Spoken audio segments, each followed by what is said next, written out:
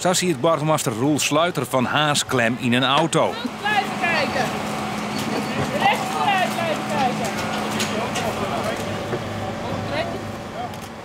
En waren Tom van Maurik van Menam Radiel en Eduard van Zuilen van Friendship Radiel van een container hellen. Dit alle keer om omdenken te vregen van nieuwe vrijwilligers bij de brandwacht, want daar is grut verlet van. Wij zoeken 6 vrijwilligers die uw korps versterken kunnen. Nou, 2 is heel mooi, maar het liefst zoeken we 3 man bij hebben willen. De komende jaren houden een soort oudere vrijwilligers op met het werk. Jonge mensen binnen daarom tegen welkom. Maar die melden haar nog net.